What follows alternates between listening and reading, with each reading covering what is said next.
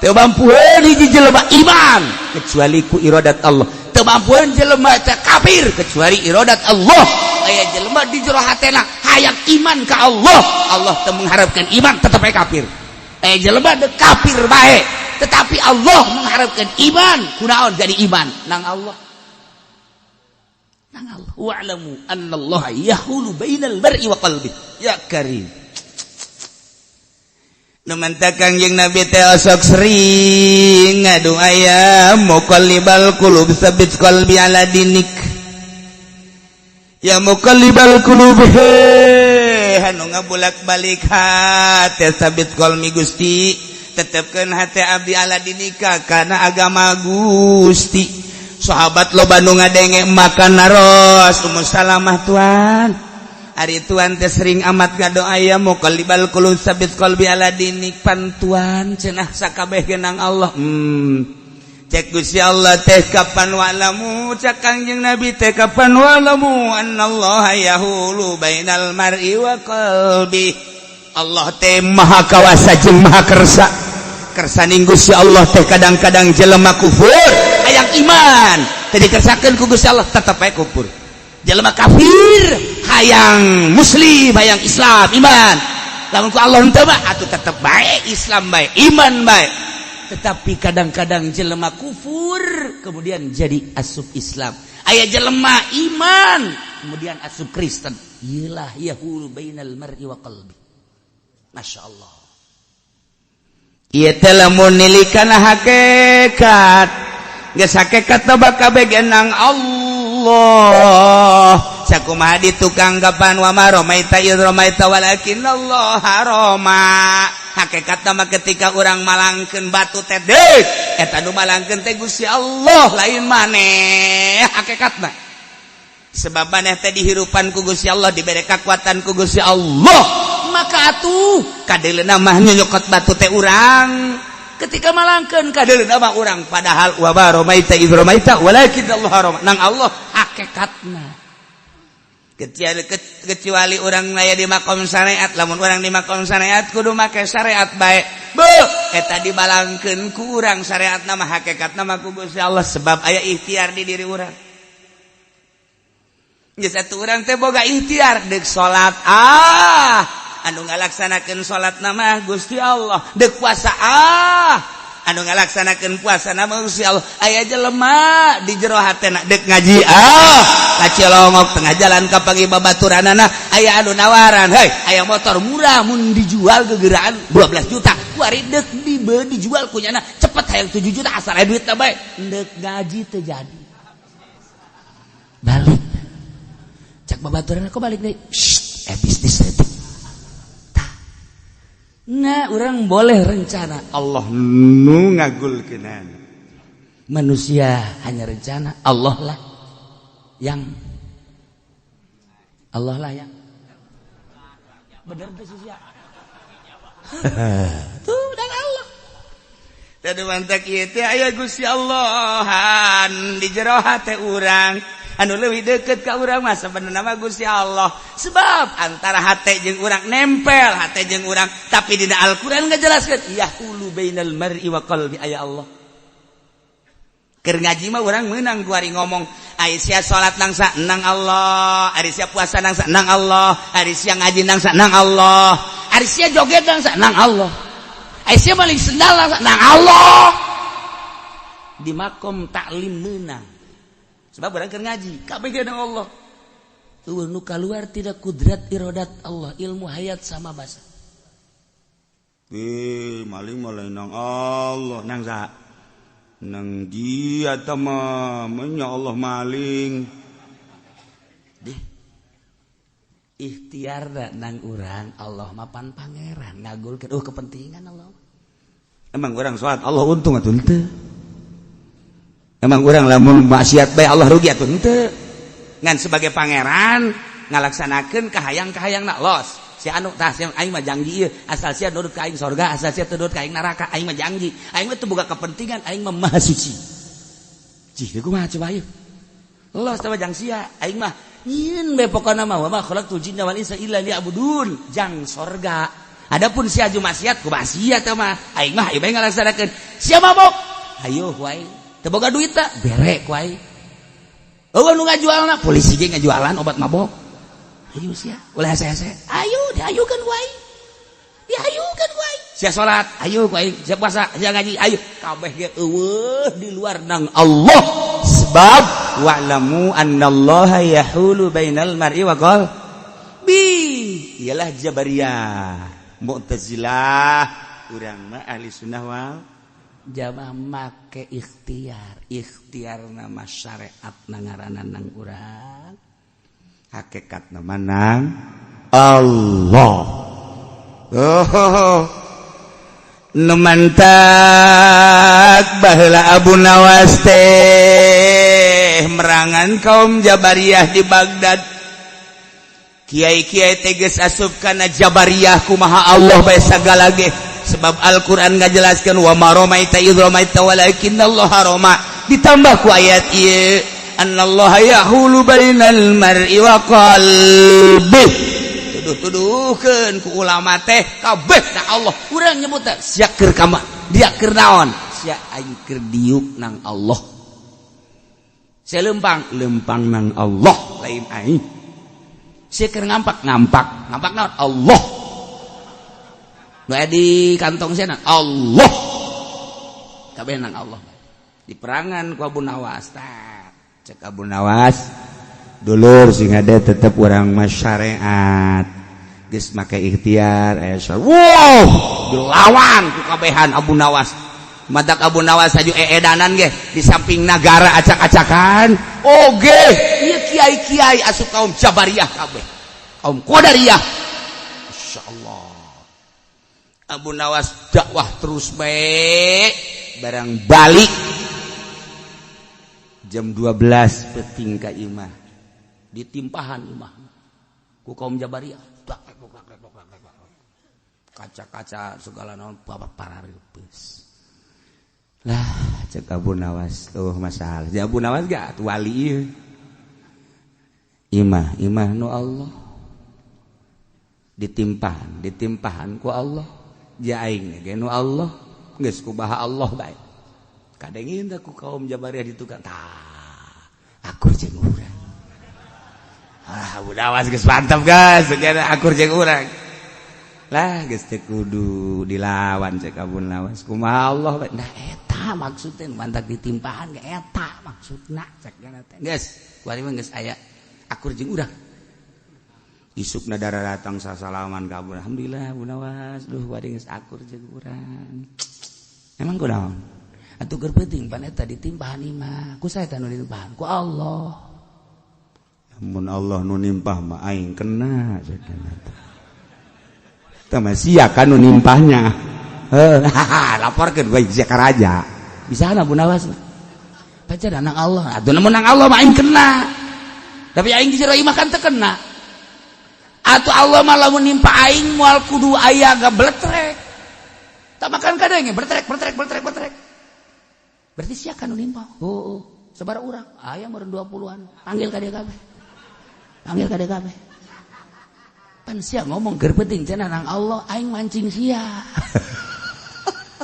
beunang bawa ka raja tah ieu emang kunaon nimpahan imah pula ih cek jana nimpahan Allah tuh disalah deui bae tadi mah sia nimpahan aing Allah nimpahan aing kuari mah sia nimpahan Allah goblok ieu budak iyalah kaum Jabariyah nu mantak sing hade kuari bertumbuh kembali di Indonesia kaum Jabariyah kaum Qadariyah nu kumaha Allah bae kuari tumbuh kembali torekat mararikung tumbuh kembali kaum Qadariyah nu segala rupa kumaha Allah bae kapanggih kuari ambalaya di Indonesia mantak sing hade mun deuk ngaji di lembur sing hade deuleu ieu teh guruna kaluaran mana jeung ahli sunnah wal jamaah apa lain sebab naon ieu kuari ambalaya kaum Qadariyah kanu kumaha acak Allah bae ji atuh kumaha acak Allah ge ai lehon nongtot batu susut asin sia kajian kumaha Kiai eta lehon nongtot kumaha Allah bae sia kumaha Allah bae engke datang ka dieu kumaha Allah bae teu beres sama kos gitu Ya Allah ya Rabbi. Di zaman Junaidil Baghdadi, Syekh Junaidil Baghdadi teh ahli thariqah Kutubul Aulia. Anu murid-muridna teh datang ka ayeuna terus ngaramat tetep bae thariqah teh di atas syariat. Secara zahir ngalaksanakeun syariat, kemudian di jerona make hakikat. Samemeh datang ka hakikat, suluk thariqah ngaranna. Cara-carana terserah guru. Anu mere ka murid atuh wabeh jelema arilu ka Syekh Junaidil Baghdadi ngaji naga di manehna. Tidinya ulama-ulama fikih teh kapan arele kunyana anu biasana ngajina ratusan kuari kasedot kabeh ka Imam Junaidil Baghdadi. Sababaraha kiai bahkan nu kandas nu ngaji sama sekali. Nyieun lah nyana perkumpulan ahli fikih fuqaha ngaran. Dek debat Syekh Junaidil Baghdadi. Daratang kabeh. Mama Junaid ulah sok ngembangkeun ilmu hakikat atawa thariqah lantaran jelema teh kudu bersyariat. Cik Imam Junaid jakulaga nu dikembangkeun mah syariat. Tetapi kapan ieu kabeh jelema hayang ngarajina teh muru thariqah jeung hakikat, eta mah kan urusan batin. Tapi tetep bae kudu bersyariat. Kula ge kapan nu dikembangkeun mah syariat. Tapi anu timbul di masyarakat hakikatna ieu teh mama eta mah kan rahasia Allah. Jadi teu bisa tetep mama ieu tetap kudu ulah ngayakeun pengajian. Iya tuh kula balamun nu ngaji ge masalah asal ulah daratang. Tetungtung daratang atuh kula mamagahan. Eleh kabeh pokokna. Dah. Teu bisa. Pokona kieu bae, lamun endeuk. Terus ulah ngomong tarekat, ulah ngomong hakikat, urang syariat bae kajian hukum ge. Jak kula ge tilok ngomong-ngomong eta mah nyaritakeun teh ahli-ahli hakikat, ahli Allah. Eleh deui. Tetap kajian hukum ge ulah sok mamawa tarekat jeung saha hakikat, kudu pa syariat bae. Ieu bahaya ieu kabeh. Ieu garajina teh ka mama, kami ieu teu boga murid.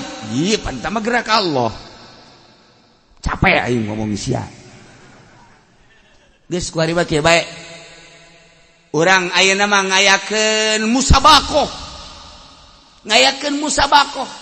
Festival. Coba ieu hebatan ahli thariqah apa hebatan ahli syariat. Dik naon atuh cek nyana di musabaqah. Henteu abeh jelas bahwa ieu mah kami bahsul masail ahli syariat. Geus masyarakat kudu nuturkeun ahli syariat, teu beunang nuturkeun ahli thariqah. Tuh masalah hayu atuh cek nyana teh. Tenang bae Syekh Junaid. Hayu kula mah keur carita eleh masalah. Cenah atuh ayeuna mah ulah ngararaji ka kula tinggal ditarahan bae, ulah kudu ngaji. Ugal pengkolan tahan ulah ngaji kadinya. Masalah kula mah ieu mah ibadah ka Allah. Keur aya jelema atuh kula mah ngaji, keur aya jelema maca Quran, kula mah maca shalawat. Geus hese-hese teh kula mah di kamar bae jeung pamajikan kula ke anakan-anakan. Sia ngomong padu bae. Ali hakikat bagus itu. Gawe nya mah.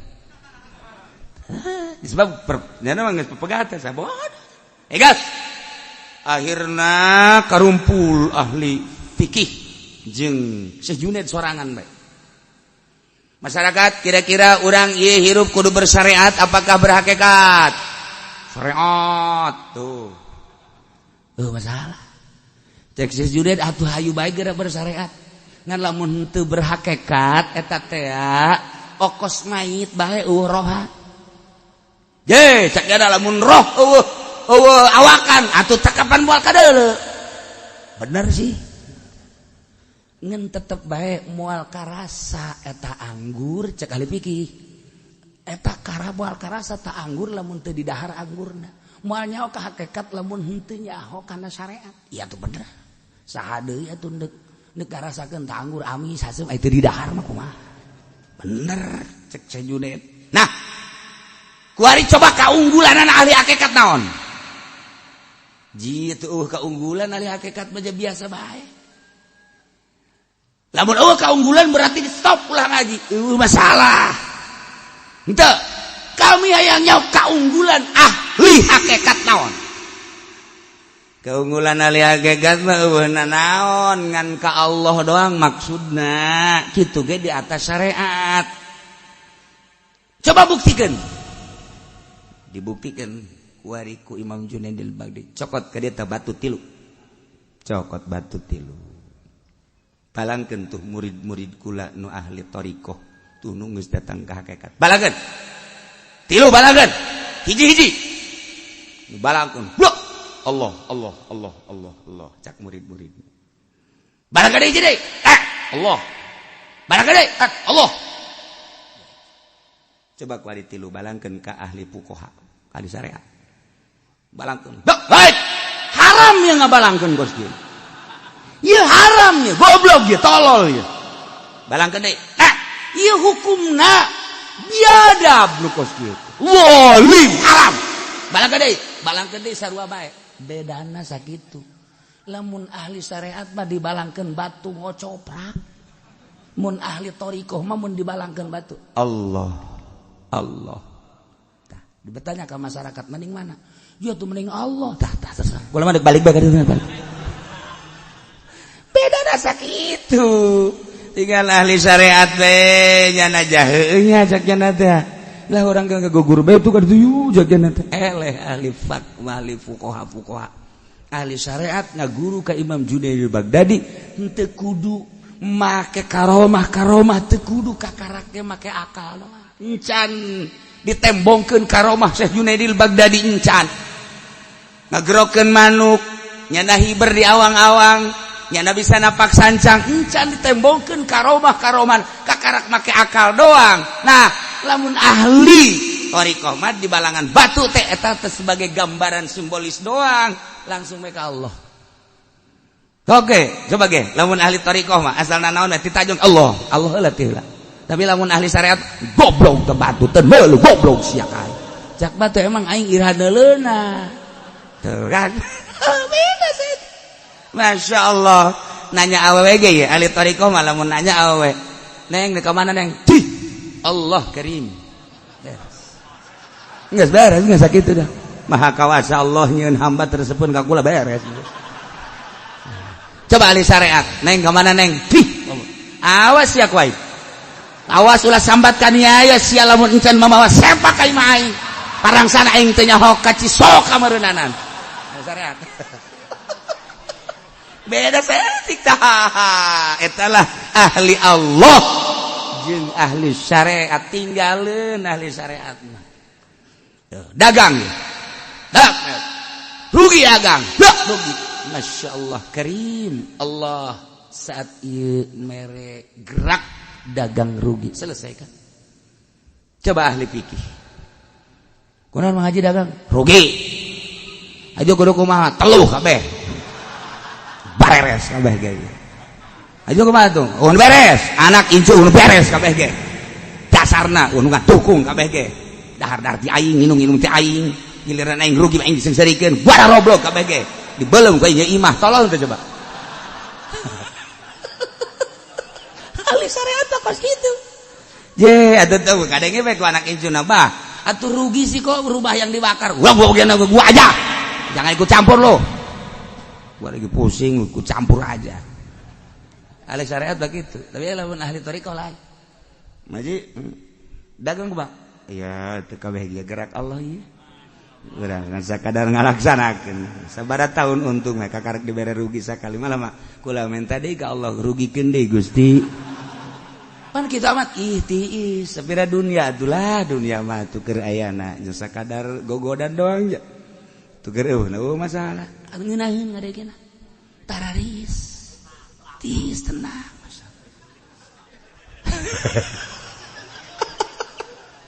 Jaga orang kaya kiai anu narekat ge. Waalaikumsalam Ustaz. Kiai, padi loba amat atuh nu Allah we diayakeun we ke dicokotan. Oh masalah. Coba ka ahli syariat. Kiai, eta mobil aya eta. Oh, mobil ngridit puguh can kabayar bulan ieu ge. Bantuan tah aing tah. Puyang aing ieu.